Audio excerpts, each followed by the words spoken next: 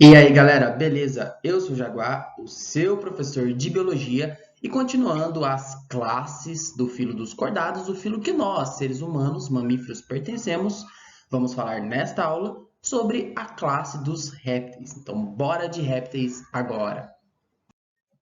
Pessoal, vamos começar então vendo os tópicos que veremos nessa aula.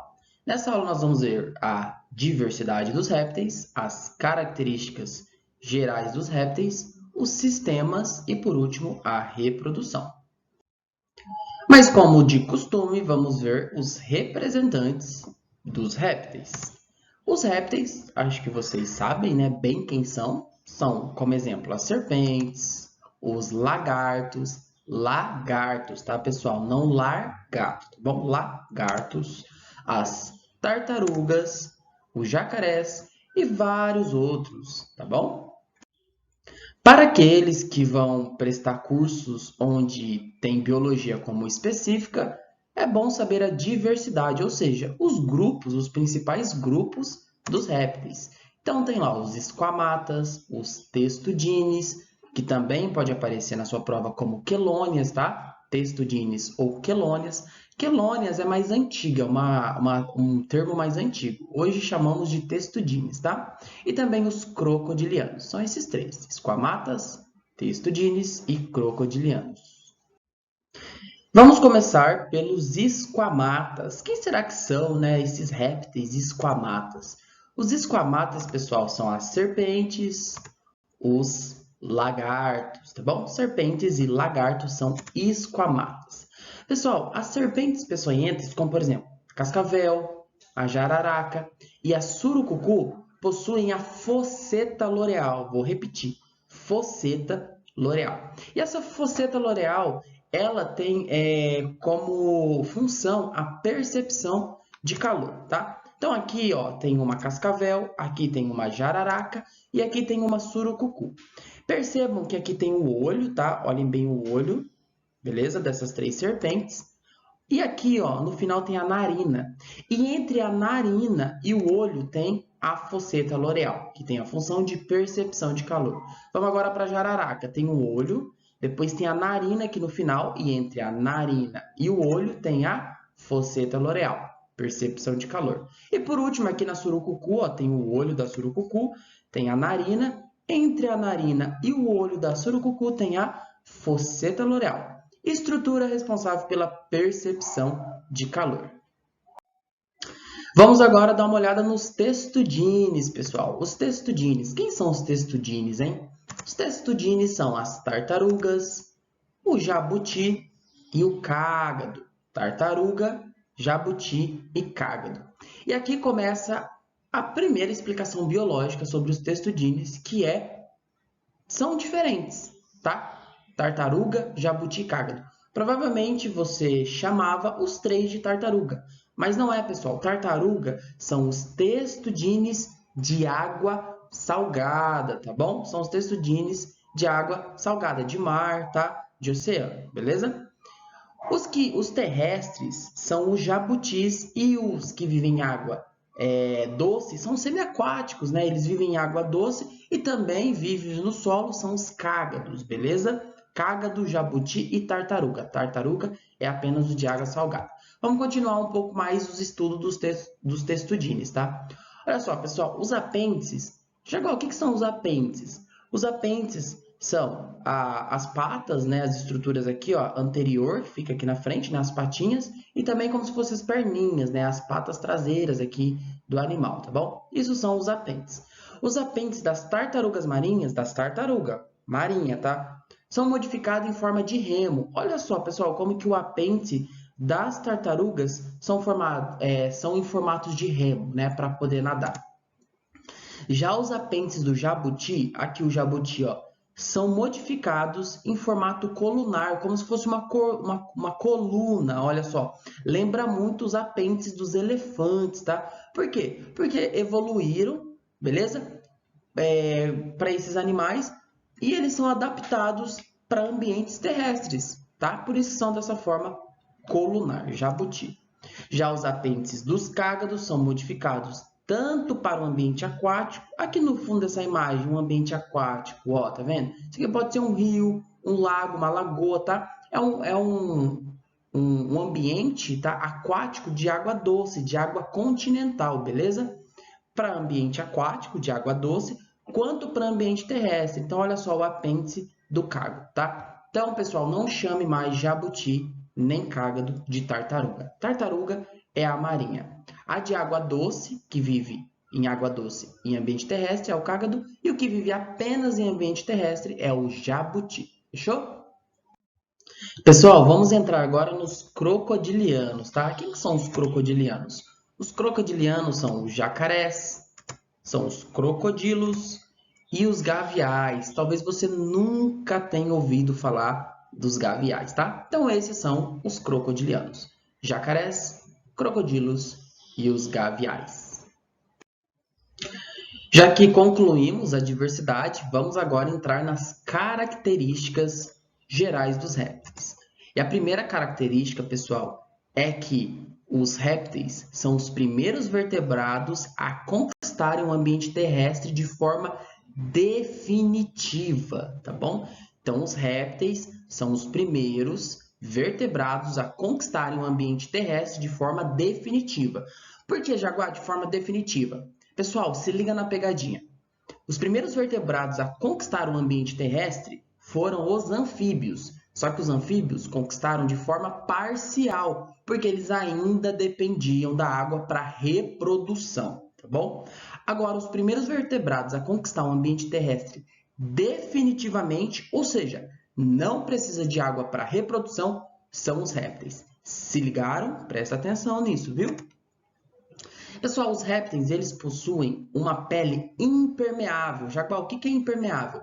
É que não entra água, tá bom? Impermeável que também não perde água para o meio, não sai água, tá? Isso é impermeável. Jaguar, por que a pele de um lagarto, de um crocodilo, de uma cobra é impermeável? Porque é rica em queratina, tá? Então aqui, olha só, uma cauda de um crocodiliano, tá? Olha como é que é. É impermeável. Ou seja, graças a essa pele rica em queratina, esses animais não perdem água para o meio. E tem um nome na biologia para isso, tá? Os seres que não perdem água para o meio, a gente fala que eles não sofrem com a dessecação. Eles não dessecam. Dessecar é perder água para o meio. Os anfíbios dessecam, eles perdem água para o meio. Os répteis não, tá? E é por causa dessa queratina que eles conseguiram conquistar o ambiente terrestre de forma definitiva, tá? Além da queratina, tá, na pele, ainda tem uma questão do ovo que a gente vai estudar mais para frente. Pessoal, presta muita atenção, que eu disse que eles não dessecam, não perde água. Eu não disse dissecam. Dissecar é você cortar, é você separar alguma coisa de forma metódica, tá? De forma bem certinha. Isso é dissecar, beleza? Dissecação humana está envolvido lá com a anatomia, é cortar o corpo do ser humano, é separar pulmão, separar rim, separar coração.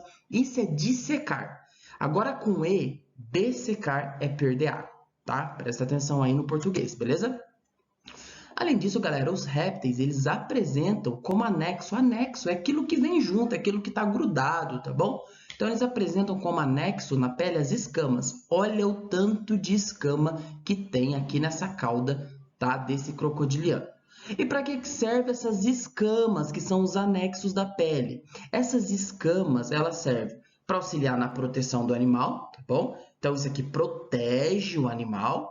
E, além disso, auxilia na proteção à dessecação, que é perder a água que eu acabei de falar, tá? Então, escamas são anexos da pele dos répteis. Além disso, uma coisa muito importante é que as aves que a gente estuda em outra classe, as aves que a gente vai falar na próxima aula, as aves, ela têm um nível de parentesco, elas são parentes dos répteis, tá bom? Elas têm um nível muito alto dos répteis. Nós, mamíferos, também temos um parentesco com os répteis, só que é mais distante. As aves têm um parentesco mais próximo, um nível maior de parentesco com os répteis, tá? E além disso, pessoal, os répteis são ectotérmicos, assim como os peixes e assim como os anfíbios. O que é ser ectotérmico mesmo? Ecto quer dizer fora. E termia, termos, térmico, quer dizer temperatura. Ou seja, o corpo, a temperatura interna de dentro do corpo de um réptil varia conforme a temperatura do ambiente. Então, por exemplo, se o ambiente tiver em um dia frio, né, o ambiente está gelado, esses animais vão apresentar uma temperatura do corpo mais fria. Se tiver mais quente, tá? Esses animais vão apresentar uma temperatura interna mais elevada, beleza? Por isso que quando o sol, né, tá lá próximo ao meio-dia, 1, 2 da tarde, que o sol tá estalando, você vê lagartos e outros répteis abertos, tá? Em lugares que estão com uma alta exposição ao sol. É para poder aumentar a temperatura interna do seu corpo. Legal, né? Vamos entrar agora nos sistemas. E o primeiro sistema que vamos falar é o sistema nervoso. Pessoal, os répteis possuem um cérebro bem desenvolvido, tá bom? Eles possuem um sistema nervoso central formado pelo encéfalo. Encéfalo, pessoal, é tudo que está dentro ali da caixa craniana, tá? Então, cerebelo, cérebro, tudo isso junto forma o encéfalo, tá? E além do encéfalo, tem também a medula espinal. Jaguar, eu conheço essa medula como medula espinhal. Pode aparecer assim na sua prova, mas hoje estamos mudando o termo de medula espinhal para medula espinal, tá? Então, medula espinal é um termo mais atual, mais novo, tá? Então, olha só, aqui está o encéfalo do animal e tá vendo aqui, ó, toda essa estrutura que parece esse cordãozinho aqui que vai caminhando pelo corpo do bicho é a medula espinal. Então, o sistema nervoso central é formado pelo encéfalo e pela medula espinal. Além disso, os répteis apresentam um sistema nervoso periférico, tá? Que é formado por gânglios e por nervos, tá bom? Então, os répteis possuem um sistema nervoso central e um sistema nervoso periférico. O central é formado por encéfalo e medula espinal, e o sistema nervoso periférico é formado por gânglios e nervos. Pessoal, vamos falar um pouco do sistema sensorial desses animais, tá? Eles possuem uma visão, eles enxergam, isso é óbvio para a maioria, tá? Eles apresentam pálpebras, beleza? Possuem glândulas lacrimais e a membrana nictitante. Lembra que eu, ultimamente venho falando dessa membrana nictitante? Aqui ela, ó, tá? O ser humano não tem mais uma membrana nictitante, a gente tem um resquício da membrana nictitante, tá? Se você olhar no espelho, você vai ver aí no cantinho do seu olho uma membraninha vermelha. Isso é um resquício da membrana nictitante, tá? Então, a pálpebra fecha de cima para baixo, beleza? E a membrana nictitante, que é essa aqui que eu estou apresentando para vocês, ela protege o olho de forma a abrir e fechar da esquerda para a direita, tá? Pessoal, as serpentes peçonhentas, como a cascavel, a jararaca e a surucucu, possuem a fosseta loreal, que eu já mostrei para vocês. A função da fosseta loreal é a percepção de calor, tá? Então, isso aqui é um pouquinho do sistema sensorial dos répteis. Agora, vamos falar um pouco do sistema digestório desses animais. E o sistema digestório é do tipo completo, né, pessoal? O sistema digestório é do tipo completo, como todos os vertebrados, tá? Aí você deve estar pensando, então é um sistema digestório com boca e ânus? Não. É um sistema digestório com boca e cloaca. Não tem ânus? Não, pessoal. Répteis não têm ânus. Répteis têm cloaca, beleza? Então, olha só. É um sistema digestório com boca. E aqui, ó, vem todo o sistema digestório aqui e termina numa cloaca. Jaguar, qual que é a diferença de um ânus para uma cloaca? O ânus é o final do sistema digestório. A cloaca não. A cloaca, ela é uma abertura incomum que conecta 3 sistemas. Então, olha só, na cloaca desemboca o sistema digestório, mas também o sistema urinário e o sistema reprodutor. Então, pessoal, é pela cloaca, por exemplo, que sai o ovo. Por quê? Porque ela conecta o sistema reprodutor. Pela cloaca também sai a urina do animal, porque conecta o sistema urinário. Tá bom? E também é pela cloaca que saem as fezes, porque conecta o sistema digestório. E nós, mamíferos, e nós, seres humanos, tá? Tem o ânus, que apenas sai as fezes. Na cloaca, não. Na cloaca sai as fezes, sai a urina e também sai os ovos. Isso é a cloaca. Legal, né? Interessante.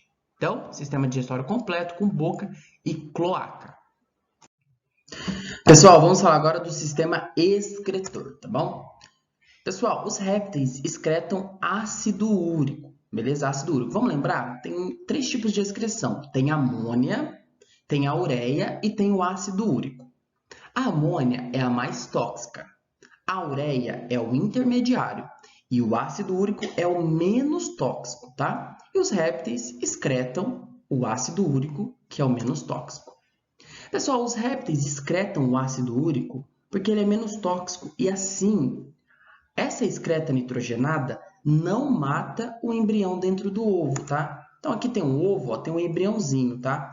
Lembrando, pessoal, que o embrião se desenvolve dentro de um ovo. Agora imagina se esse embrião, tá? Ele vai excretando, beleza? Ele vai excretando, a excreta fica aqui dentro. E se essa excreta matar o embrião? Se essa excreta matasse o embrião, não ia fazer sentido, né? Então, pensando de forma evolutiva, como o embriãozinho fica, né, dentro de um ovo e aqui fica sendo guardada a excreta desse embrião, tem que ser uma excreta menos tóxica.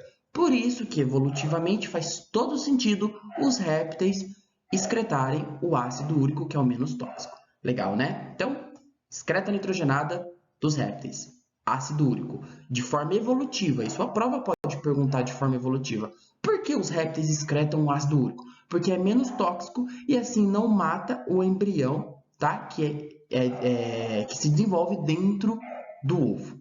Legal, né? Vamos falar do sistema circulatório. E, pessoal, presta muita atenção no sistema circulatório dos répteis, porque é um sistema que cai bastante nas provas, tá? O sistema circulatório cai bastante. Por quê? Daqui a pouco eu vou falar o porquê, mas vamos primeiro conhecer. Ele é um sistema circulatório do tipo fechado, ou seja, o sangue está sempre caminhando, sempre circulando dentro de vasos sanguíneos, tá? Então ele é fechado, beleza? Pessoal, o coração dos répteis, ele é um coração que tem 3 câmaras, 2 átrios e um ventrículo, 2 átrios e um ventrículo.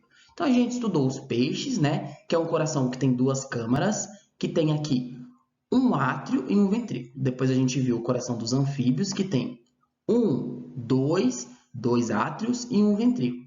E agora nós estamos no coração dos répteis, que também tem 3 câmaras, tá? 2 átrios aqui em cima e um ventrículo. Aí você fala, Jaguar, mas não é 2 ventrículos aqui? Não, tá? Acompanha comigo esse septo. Septo é essa estrutura que separa o ventrículo, tá vendo? Ó. Pessoal, esse septo, ele é grande, ele é desenvolvido, tá? Ó, olha só, os anfíbios não têm esse septo, os répteis têm. Só que esse septo, ele não vem até aqui em cima, tá? Comparado com as aves, olha como que é o septo das aves, olha como que é o septo dos mamíferos. Nos répteis, não. Então, ainda existe uma mistura, tá? De sangue arterial com sangue venoso aqui no ventrículo dos répteis. Então, tem o septo, começa a ter essa separação do ventrículo, mas não é um septo completo como o nosso, como dos mamíferos e como das aves, beleza? Por isso que é 2 átrios e um ventrículo aqui, beleza? A circulação é dupla, pessoal. O que é uma circulação dupla mesmo? Uma circulação dupla é aquela circulação que tem coração, então o sangue ele sai aqui do coração, ele vai lá para o pulmão, depois o sangue do pulmão volta para o coração, depois que volta para o coração, esse sangue vai lá para todo o corpo, depois volta para o coração. Então, de novo, coração, pulmão, coração. É uma circulação. Depois, coração, todo o corpo do bicho, depois volta para o coração, é a segunda circulação. Isso é uma circulação dupla, tá? Então, tem uma circulação pulmonar e depois uma circulação que vai para o corpo, que a gente chama de circulação sistêmica. Dupla circulação, fechou? O sangue passa 2 vezes pelo coração, todas as vezes. E a circulação ela é incompleta. Jaguar, por que é uma circulação incompleta? Porque existe a mistura do sangue arterial, que é aquele sangue, né, rico em oxigênio, com o sangue venoso, que é aquele sangue rico em gás carbônico. Jaguar, por que ocorre essa mistura? Porque o septo não separa completamente o ventrículo. Então, aqui ocorre uma mistura de sangue, tá? Sangue arterial com sangue venoso, beleza? Graças a essa mistura, o metabolismo ele é mais baixo. E olha que interessante, Graças a esse metabolismo baixo, esses animais são ectotérmicos, tá bom? Pessoal, mas eu ainda não terminei de falar do sistema circulatório, porque tem uma coisa que as provas cobram muito sobre esse sistema circulatório, que é o sistema circulatório dos crocodilianos, tá bom? Jaguar, o que tem de diferente nos crocodilianos? Olha só. Os crocodilianos apresentam um coração com 4 cavidades. Ué, Jaguar, mas você acabou de falar que os répteis têm 3 cavidades? É verdade, mas os crocodilianos possuem 4 cavidades. Mas vamos entender, olha só. Esse daqui é um coração dos répteis menos dos crocodilianos. Então, tem os 2 átrios lá em cima e tem o ventrículo com esse septo aqui que ele não é completo. Então, aqui é um átrio com septo grande, mas não é completo. Então, aqui conta como um único átrio, tá? E aqui nesse átrio tem a mistura de sangue arterial e sangue venoso, beleza? Jaguar, de quem que é esse coração? Esse coração, tá? São dos demais répteis, beleza? Então, aqui eu coloquei uma serpente, um lagarto, uma tartaruga, tá bom? Então, aqui tem os esquamatas e aqui tem os testudines, tá? Só que olha como que é o coração dos crocodilianos, beleza? Olha como que o septo nos crocodilianos ele é completo. Então, os crocodilianos possuem 2 átrios e 2 ventrículos, completamente separados por um septo. Ah, entendi, Jaguar. É por isso que os crocodilianos têm um coração com 4 cavidades, beleza? Porque o septo ele é completo. Então, esse daqui é o coração dos crocodilianos, tá? E aí você deve agora estar falando, Jaguar, então os crocodilianos, por ter o coração com 4 cavidades, então o sangue arterial e o sangue venoso não se mistura. É aí que você se engana, pessoal. Olha que interessante. Mesmo o coração tendo as 4 cavidades, o sangue ainda se mistura. Mas onde se mistura, Jaguar? Se tem o septo, se mistura aqui, ó. Tá vendo? Aqui nessa comunicação que tem entre esses vasos, tá? Então, presta atenção. Mistura do sangue arterial com sangue venoso no forame de Pannisa. Vou repetir esse nome. Forame de Pannisa. E o forame de Pannisa nada mais é do que essa comunicação entre os vasos. E aqui que ocorre a mistura de sangue arterial e sangue venoso nos crocodilianos. Enquanto que nos outros répteis, a mistura de sangue arterial e sangue venoso ocorre aqui no ventrículo, tá? Aqui no ventrículo, beleza? Porque não tem um septo aqui que completamente desenvolvido para separar os ventrículos. Fechou? Forame de Pannisa. Comunicação entre os vasos dos crocodilianos, onde ocorre a mistura de sangue arterial com sangue venoso. Pessoal, presta muita atenção nessa diferença, tá? Do sistema circulatório dos crocodilianos para os demais répteis, porque isso cai muito nas provas. Vamos falar agora da respiração. Vamos terminar falando dos sistemas com a respiração. Os répteis, pessoal, possuem uma respiração do tipo pulmonar. Então, eles têm um pulmão. Aí você deve falar, ué, Jaguar, mas a tartaruga? A tartaruga, ela vive em ambiente marinho, ela vive em água salgada. Como assim ela tem um pulmão? Ela tem um pulmão, pessoal, tá? Ela coloca o narizinho para fora e pega oxigênio da atmosfera. Nossa, que interessante! Pois é. Inclusive, eu peguei aqui, ó, um testudine, tá? Peguei aqui uma tartaruga marinha. Olha onde fica o pulmãozinho dela. Então, ela vive lá dentro da água, né? Tem ali os seus hábitos aquáticos, mas ela vai para fora, coloca o narizinho para fora da água para conseguir pegar o oxigênio da atmosfera, porque ela tem um pulmão. E o pulmão dela, ó, fica grudadinho com o casco, tá? Inclusive, é um dos motivos de morte de tartaruga marinha. Hélices de barco, bate no casco dela e perfura o pulmão e ela morre. Porque olha onde fica o pulmão, tá? Então, os répteis têm uma respiração do tipo pulmonar, inclusive os répteis marinhos, tá bom? Pessoal, a área de respiração, tá? A área respiratória dos pulmões dos répteis é muito maior do que os dos anfíbios, beleza? Lembra uma das características que eu falei dos pulmões dos anfíbios? Quem que são os anfíbios mesmo?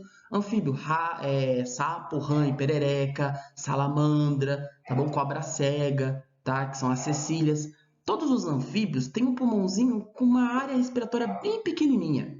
Já os répteis não, os répteis têm uma área respiratória nos pulmões bem grande, beleza? Bem maior do que os dos anfíbios, tá? Então, respiração dos répteis pulmonar. Então, estamos chegando no último tópico da nossa aula, que é a reprodução dos répteis. Vamos ver a reprodução dos répteis. Claramente, é uma reprodução sexuada, que é aquela reprodução onde ocorre a mistura de material genético, tá? Gameta com gameta da zigoto. Então, a mistura do material genético vindo do macho com a mistura do material genético vindo da fêmea, tá? Gerando um zigoto aqui. Reprodução sexuada, a mistura de material genético. São dioicos. O que é dioicos? Dioicos é quando tem o sexo separado. Então, tem o macho, o indivíduo macho, que produz o espermatozoide, e o indivíduo fêmea, que produz o ovócito, tá? Então, são dioicos, sexos separados, em macho e fêmea, tá? E alguns sexos, tá? São definidos pela temperatura. Como assim, Jaguar? Então, olha só. Quando a gente pega, por exemplo, tartaruga marinha, altas temperaturas, tá, determinam o sexo feminino. Olha que interessante. Já baixas temperaturas define tartarugas marinhas macho. Legal, né? Só que quando a gente pega, por exemplo, lagarto, tá, crocodilianos, altas temperaturas geram indivíduos machos, diferente das tartarugas, onde altas temperaturas geram fêmeas. Já baixas temperaturas em lagartos, tá, em crocodilos, jacarés, enfim, crocodilianos, baixas temperaturas geram geram fêmeas, tá? Diferente daqui, ó, em tartarugas marinhas, onde baixas temperaturas geram machos. Olha que interessante. Então, no fundo, o que é interessante a gente saber? É que em alguns grupos de répteis, a temperatura determina quem vai ser macho e quem vai ser fêmea. Tá bom? Legal isso, né? Algumas espécies têm dimorfismo sexual. O que é dimorfismo sexual mesmo? Dimorfismo sexual é quando o macho ele é diferente da fêmea, a fêmea é diferente do macho, tá? Jaguar, quem consegue saber isso? Herpetólogos, tá bom? Herpetólogos são biólogos que estudam anfíbios e répteis, tá? Então, algumas espécies de répteis têm dimorfismo sexual. O macho e a fêmea têm alguma característica ou tamanho, enfim, que determina saber quem é macho e quem é fêmea. E a fecundação é interna. Jaguar, o que é isso mesmo? Fecundação interna, pessoal, é quando o espermatozoide fecunda o ovócito, o óvulo, dentro do corpo da fêmea, tá bom? Beleza? Isso é uma fecundação interna. Isso daqui, pessoal, é um pênis. Isso daqui é um pênis, tá? É o órgão reprodutor masculino dos répteis. E olha que interessante. Esse pênis aqui, tá? Ó, como que ele é diferente? Ele tem um nome, ele chama hemipênis, beleza? Hemipênis. Então, esse aqui é um pênis, tá? De um réptil. E chama hemipênis, ele é diferente, olha só. E a fecundação é interna. Então, o macho, ele penetra o hemipênis dele na fêmea, tá? E aí, o espermatozoide do macho fecunda o ovócito dentro do corpo da fêmea, gerando um zigoto. Finalizando o último slide, tá, da reprodução e também dessa aula. Esse aqui provavelmente é um dos, se não for o mais importante slide, tá? Vamos lá. Pessoal, a maioria dos répteis é ovíparo. Ovíparo. O que é ser ovíparo? Ovíparo é quando o embrião se desenvolve dentro de um ovo fora do corpo da mãe. Isso é ser ovíparo, tá? Ovíparo é igual a uma tartaruga marinha, tá? A fêmea vai lá, bota os seus ovos, o embrião se desenvolve dentro do ovo, fora do corpo da mãe. Isso é ser ovíparo, beleza? E a maioria é ovíparo, tá? Só que algumas cobras e alguns lagartos são ovovivíparos, tá? O que é ser ovovivíparo? Quer dizer que o embrião se desenvolve dentro de um ovo, só que esse ovo agora está dentro do corpo da mãe, beleza? Igual essa serpente aqui, ó. Tá vendo esse monte de filhote que ela tá dando aqui à luz? Ela tá, né, gerando? Esses filhotes se desenvolveram dentro do corpo dela, só que dentro de um ovo, tá? Então se desenvolveram dentro de um ovo, só que esse ovo estava dentro do corpo da mãe. O ovo está dentro do corpo da mãe? Sim, então é ovovivíparo.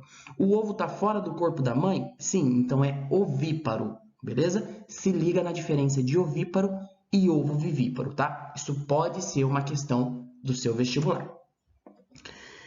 Pessoal, isso é muito importante. Os ovos, tá? Eles possuem casca. Por quê? Para evitar a dessecação, a perda d'água. Olha só a casca aqui. Pessoal, os ovos de peixes e os ovos de anfíbios não possuem casca. É verdade, agora você falou isso. Eu falei. Por quê? Porque esses ovos já estão dentro da água, então eles não precisam, tá? Evolutivamente, eles não evoluíram para ter uma casca. Por quê? Porque eles estão dentro da água, eles não vão sofrer com dessecação. Já os répteis, eles não utilizam a água para reprodução. Olha que interessante. Por isso que evolutivamente surgiu a casca. Legal, né? O desenvolvimento é direto. O que é um desenvolvimento direto mesmo, Jaguar? É quando o filho já aparece com os pais, ele só precisa crescer. O ser humano tem um desenvolvimento direto, tá? A gente já nasce parecido com os adultos, a gente só precisa crescer, tá bom? Aqui uma tartaruga marinha, uma tartaruga de couro, e essa tartaruga de couro já parece o adulto, ela só precisa crescer. Desenvolvimento direto. Essa parte é muito importante. Isso aqui chove nos vestibulares, por isso que eu deixei para o final. Pessoal, os répteis, tá? Eles têm como uma característica importantíssima o surgimento de dois anexos embrionários, que são o alantoide e o âmnio, alantoide e âmnio. Jaguar, qual que é a importância do alantoide e do âmnio? Vamos começar pelo alantoide. Olha o alantoide aqui, ó. Isso aqui, ó, em laranja, é o alantoide. Jaguar, por que o alantoide é tão importante? Porque ele armazena as excretas nitrogenadas no ovo. Lembra do ácido úrico? O ácido úrico fica aqui, armazenado no alantoide, tá? E graças a esse alantoide, esses embriões conseguem se desenvolver dentro do ovo. Beleza? Por quê? Porque eles vão gerando suas excretas nitrogenadas e ela vai sendo guardado aqui dentro do alantoide. Assim, tá? Esses embriões não têm esse acesso, né, direto às excretas nitrogenadas e não morrem, beleza? Então o ácido úrico fica no alantoide, armazena as excretas nitrogenadas dentro do ovo. Show, né? Além do alantoide tem o âmnio. Aqui o âmnio, pessoal, ó, âmnio. O âmnio, vocês estão vendo que tem esse saquinho aqui envolvendo o embrião? Esse saquinho aqui é o âmnio, tá? E o âmnio, ele evita choque mecânico, tá? Então, evita com que o embrião sofra uma porrada, entendeu? Sofra aí um choque mecânico, imagina uma porrada, tá? Sofra um choque mecânico, então ele protege o embrião de choques mecânicos e também a desidratação do embrião, tá? Então o embrião ele fica o tempo todo envolvido pelo líquido, um líquido, tá? O líquido que fica aqui dentro do âmnio, o líquido amniótico, o líquido amniótico. Por que, Jaguar? Porque assim ele está o tempo todo envolvido por esse líquido e não fica desidratado, ele não perde água. Importantíssimo, pessoal. Porque olha só, esse ovo, ele não está dentro da água e esse embrião não pode ficar sem um líquido, tá? Para ele não perder água. Evolutivamente, qual a estrutura que apareceu para proteger o embrião da dessecação de perder água? O âmnio, tá? E as excretas nitrogenadas, onde fica guardadinha? No alantoide, beleza? Surgimento de anexos embrionários, alantoide e âmnio. Graças ao alantoide e o âmnio, beleza? Os répteis eles conseguiram conquistar completamente o ambiente terrestre. É muito importante essas duas estruturas. Se liga que os vestibulares adoram cobrar. Pessoal, era isso que eu tinha preparado para vocês. Obrigado por assistir esse vídeo até o final. Muito obrigado, até a próxima aula. Valeu e fui!